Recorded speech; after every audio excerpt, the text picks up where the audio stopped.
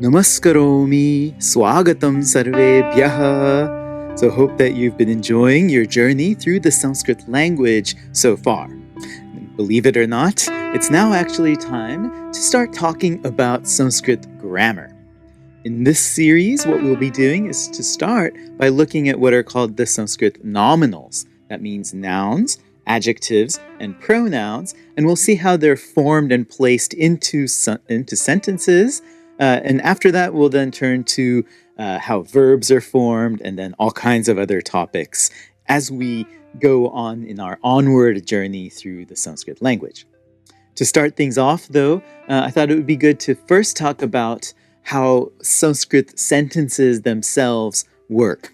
To start with, the word order of Sanskrit is a very flexible thing. There's a preferred structure of subject, object, verb, and then there's this idea that adjectives should go immediately before the nouns that they modify. But apart from that, because Sanskrit is such a highly inflected language, you'll be able to tell what role each word plays in the sentence by the endings that each word has. So word order itself can be highly fluid. If you wanted to say Rama goes to the forest, for example, the normal word order would be Ramaha vanam gacchati. But you can also say Ramaha gacchati vanam, or gacchati Ramaha vanam, or vanam Ramaha gacchati, or any other combination of those three words that comes to mind. The reason you can do this is because each word in Sanskrit gets inflected. That means that there's going to be these endings that are put onto each of the words that tell you what the relationship is of that word to each of the other words in the sentence. Learning about these endings and these relationships is going to be like 80 or 90% of Sanskrit grammar. It's eye-opening and it's fun, but it also can be a grind because it means having to memorize a lot of different paradigms. Anyway, let's first talk about what words are. There are 4 kinds of words that you'll find in the Sanskrit language. First, there are verbs, and verbs get conjugated.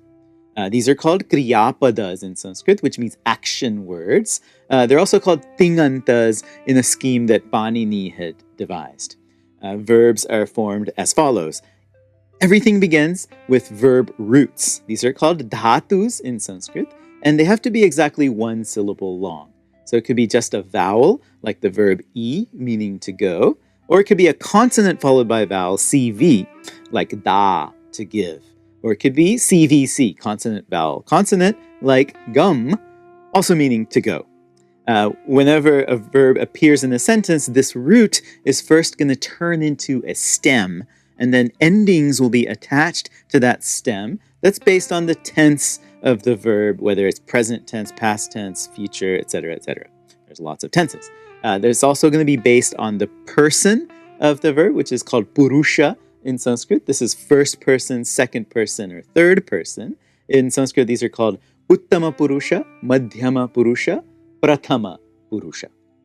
This ending is also dependent on the number of the agent, which is called vachana in Sanskrit.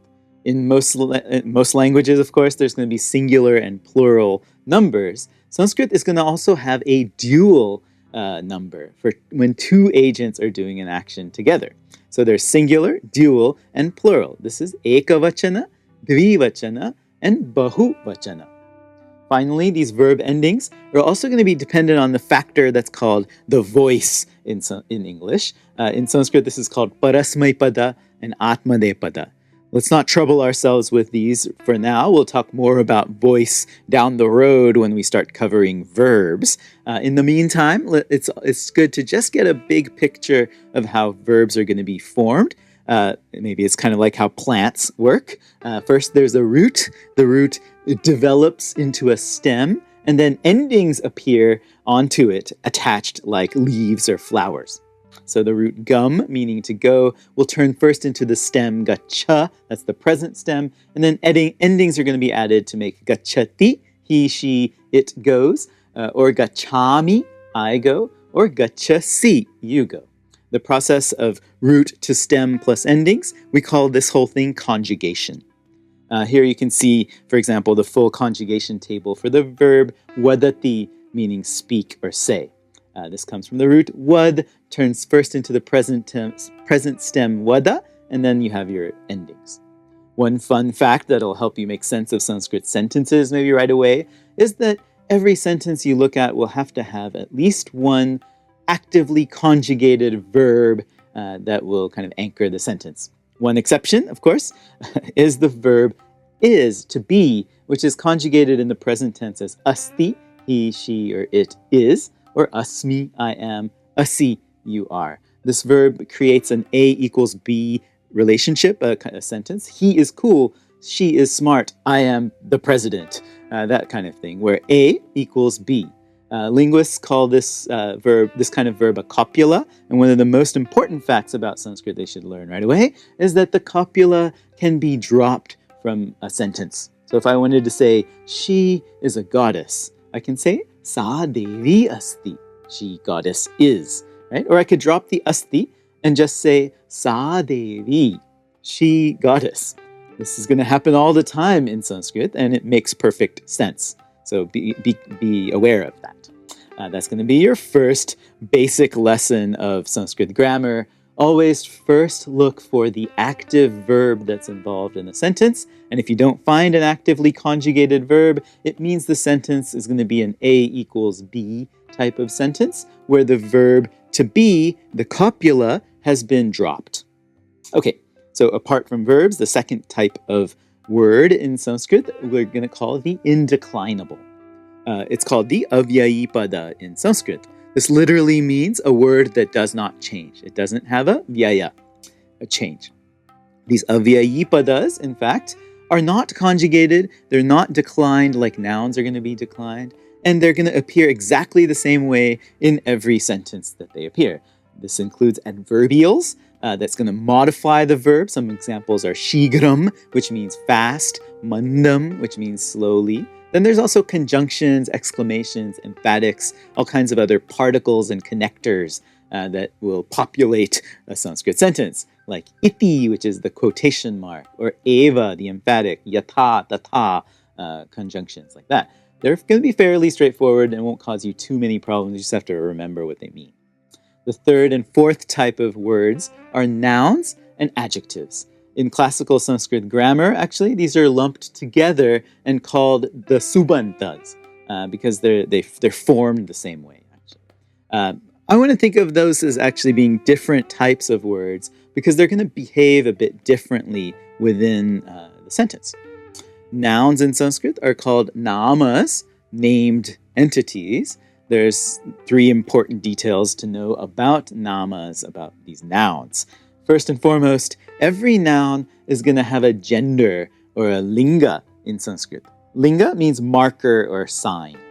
There are three lingas. There's the masculine, the feminine, and then there's also the neuter. In Sanskrit, these are called the Punlinga, the Strilinga, Napumsaka linga. Masculine, feminine, neuter. Nouns are going to be also inflected besides gender according to three numbers now. The same vachanas that we saw that the verbs were inflected by. There's the singular, the dual, the plural. Ekavachana, dvivachana, bahuvachana. Then there's one more important and challenging feature of Sanskrit grammar for nouns, also for adjectives, also for pronouns, and this is called the case endings, or the vibhaktis. What's a case, you wonder? Well, every Sanskrit noun is made up of two elements. The first part of the noun is the stem, and then there's an ending or an affix that's added on. Grammarians call the stem the pratipadika, and then they call the endings the pratyayas. The stem tells you what the noun means, but the ending will tell you what its relationship is to the other words in the sentence. So it's really important. The ending is called the case. This is the vibhakti. And hold on to your hats. There's going to be 7 different cases, 7 different vibhaktis, and also another 8th pseudo case. It's a lot. Given that there's 3 numbers, singular, dual, plural, this means that for every noun, there's going to be 3 times 7, 21 different forms that you have to learn.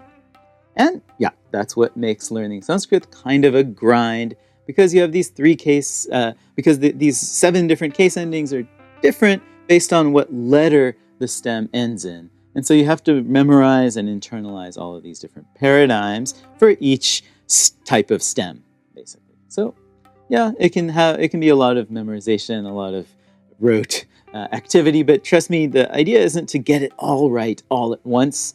And I won't get terribly mad at you if you make a mistake or two or forget your forms, at least not at the start. As long as you have the general idea in mind in how these cases work, your knowledge is only going to get better and better as you go forward. Anyway, we're going to be digging into what each of these vibhaktis means, how each of them is formed over the next few segments. For now, just keep in mind, first of all, every noun has to have a gender, one of these three genders. Every noun has to be declined into a case, as well as a number that's going to articulate that noun's relationship to the verb in the sentence and all the other words that are found. Alongside the nouns, there's another subcategory of nominals called the pronouns, the sarva namas, which are these words like I or you or he, she, it, they.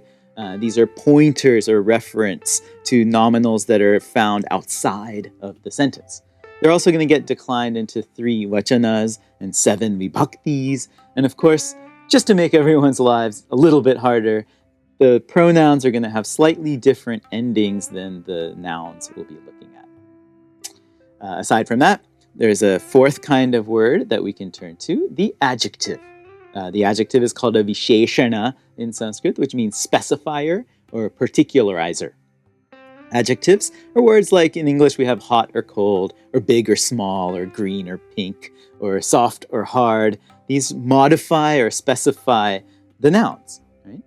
One tricky thing in Sanskrit is that adjectives by themselves don't have a gender, but they take on the gender of the nouns that they're modifying. And then along with the nouns, the adjectives are also going to get declined according to the 3 numbers, singular, dual, plural, ekavachana, dvivachana, bahuvachana, and also declined according to the 7 cases or vibhaktis. And this is based on the nouns that they're agreeing with. So this is an important lesson again to nail down right away, right now, which is that adjectives, visheshanas, they must always agree in gender, in number, and in case with the nouns that they're modifying in the sentence.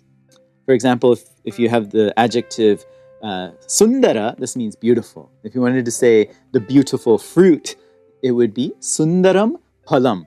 And it would be neuter, sundaram, because phalam is neuter. But if you wanted to say the beautiful horse, it would be sundaraha ashwaha. Because ashwaha is masculine, sundaraha will be masculine. If you want to say beautiful goddess, it's sundari devi, and it's feminine. The same adjective sundara gets assimilated to the gender of the noun that's beautiful, the noun that it's modifying. And it would then also be assimilated to the number, whether it's singular, dual, or plural, as well as the specific case that that noun happens to be in. So now that we've learned these 4 different parts of speech, let's stop here, take a breath, and in the next segment, we'll start looking at various details about how those nominals, the nouns and adjectives and pronouns, how they're going to get declined. So thank you very much for watching. Hope that you're enjoying it so far and you're all ready to go with the nominals. See you in the next segment. Dhanyawadaha. Punarmilamaha.